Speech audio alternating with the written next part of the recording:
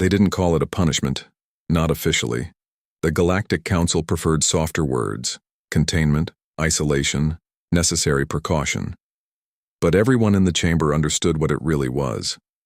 Earth was being erased from the map, sealed behind a border no species was allowed to cross. Humanity, unpredictable and dangerously resilient, had finally become too inconvenient to tolerate. The vote passed without hesitation, not because humans had started wars, they hadn't, not because they had broken treaties, they rarely did, but because they kept surviving.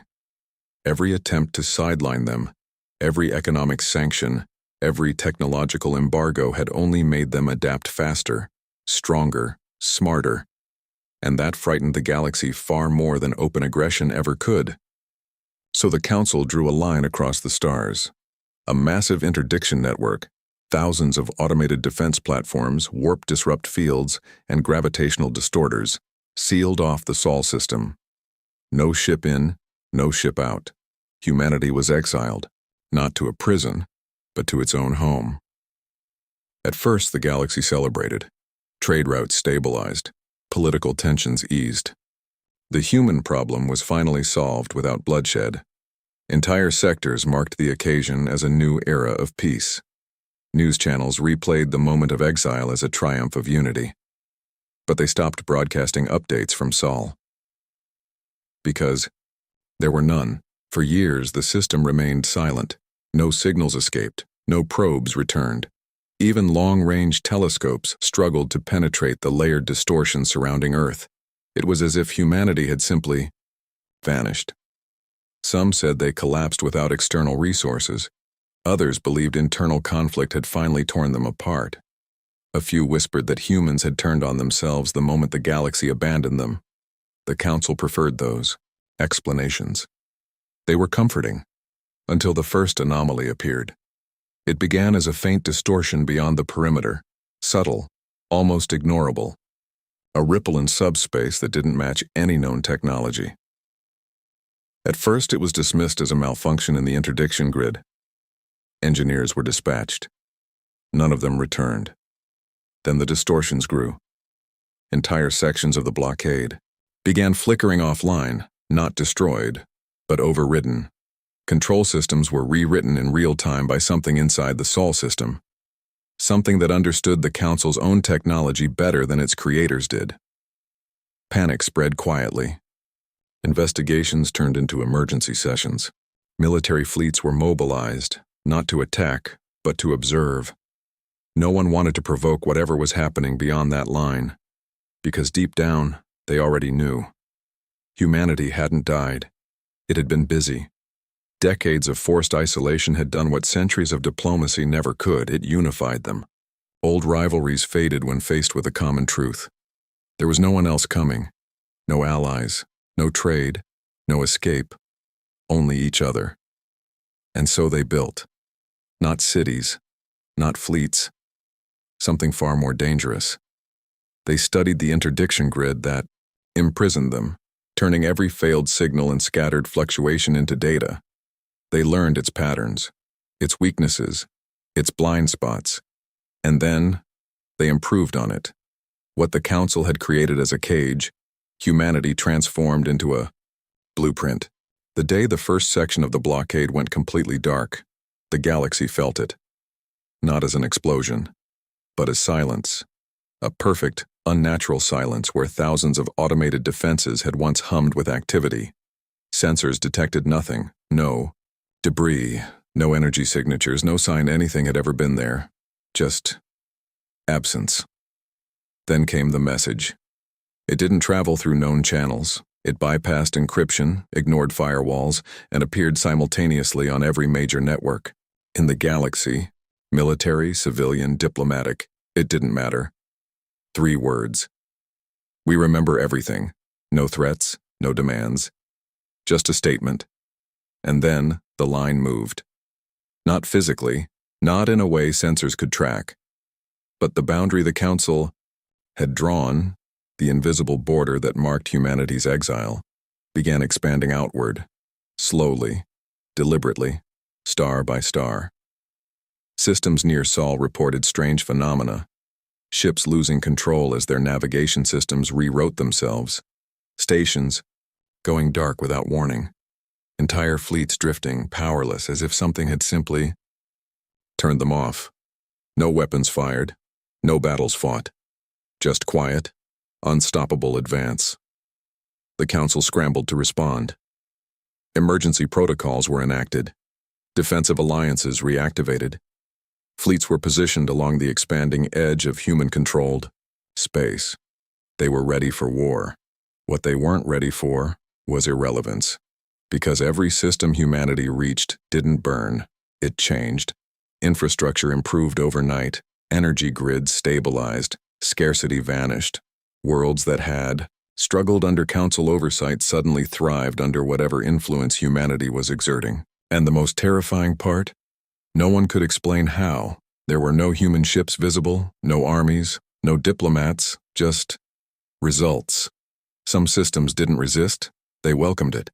One by one, border colonies stopped reporting to the Council, not because they were conquered, but because they chose not to answer anymore. The narrative began to crack. This wasn't revenge. It was something far worse. It was replacement. The Council finally made the decision they had once avoided. They would breach the Sol system, not to negotiate, to end it.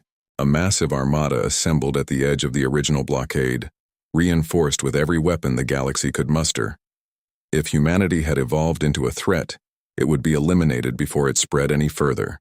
The order was given. The line was crossed. And for the first time in decades, something entered Sol. What they found wasn't Earth. Not the Earth they remembered. The blue planet still hung in space, but it was no longer alone. Surrounding it was a structure so vast it blurred the line between technology and celestial body. Rings within rings, shifting, glowing with energy signatures that defied known physics. Humanity hadn't just advanced, it had transcended. The fleet didn't even get a chance to react. Systems shut down instantly, weapons powered off. Communications flooded with a single unified signal, calm, controlled, and unmistakably human. You drew a line to keep us in. A pause. Then, we learned how to draw better ones. The Armada was released, disabled but unharmed, pushed, gently back beyond the boundary they once controlled. No pursuit, no destruction. Just a message, carved across the stars in silence and precision. The galaxy had tried to exile humanity. Instead, it had given them time. Time to grow. Time to unite. Time to become something the Council could no longer contain. And now, the line that once imprisoned them had become something else entirely. A frontier, not of war, but of inevitability. The Council returned from Sol shaken in a way no defeat had ever managed. There had been no casualties to rally around, no wreckage to analyze, no enemy formations to map. Just a quiet demonstration of absolute control. For the first time in recorded history, the galaxy faced a force it couldn't even measure, let alone fight. Emergency sessions became permanent. Entire branches of science were redirected toward one question. What did humanity become? But every model failed. Their assumptions, based on old human behavior, outdated technologies, and limited data, collapsed under the weight of what little evidence they had. Humanity no longer fit inside any known framework. And still, the line kept moving. Not aggressively, not even visibly to the naked eye. But the maps told the truth. Systems once marked under Council jurisdiction slowly shifted into a new classification.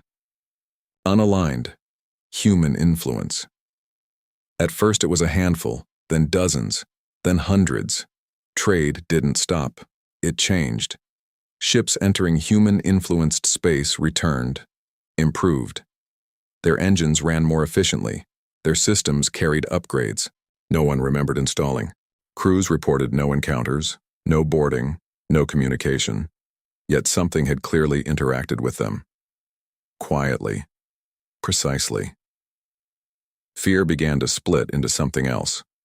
Curiosity, independent factions, Those long dissatisfied with council rule started pushing closer to the expanding boundary. Some crossed it intentionally, expecting resistance or annihilation. They found neither. Instead, they found stability. Resources distributed without conflict, systems maintained without corruption. No rulers, no visible authority, just a pervasive, almost invisible intelligence guiding everything toward equilibrium. It wasn't control in the traditional sense. It was optimization. The council called it a threat to sovereignty. Others called it the first honest system they had ever seen. Then came the second message, shorter than the first, more direct. "We are not returning." Debate erupted instantly.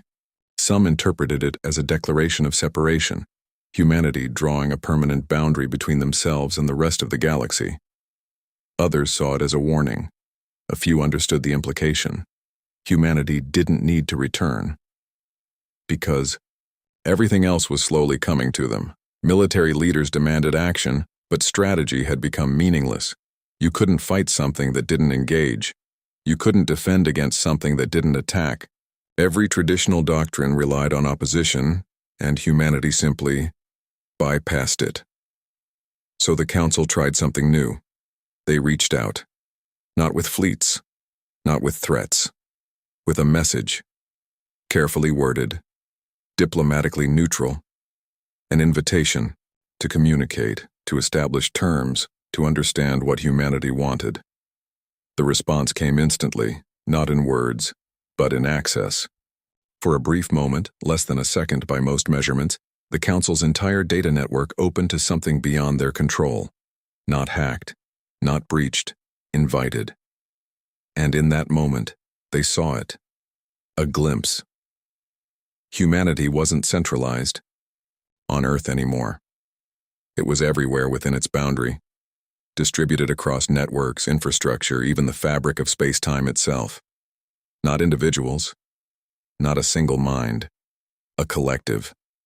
Not forced, chosen. The connection closed as quickly as it came. No data stolen, no systems damaged, just understanding. And with it, a realization that chilled even the most hardened council members. Humanity hadn't built an empire, it had become an environment. Something you didn't fight, something you entered and adapted to. The line across the stars stopped moving shortly after, not because it had reached its limit, but because it no longer needed to expand. By then, the shift had already begun. Ideas, technologies, and subtle changes leaked outward, not through invasion, but through influence. Worlds beyond the boundary started mirroring what lay within it.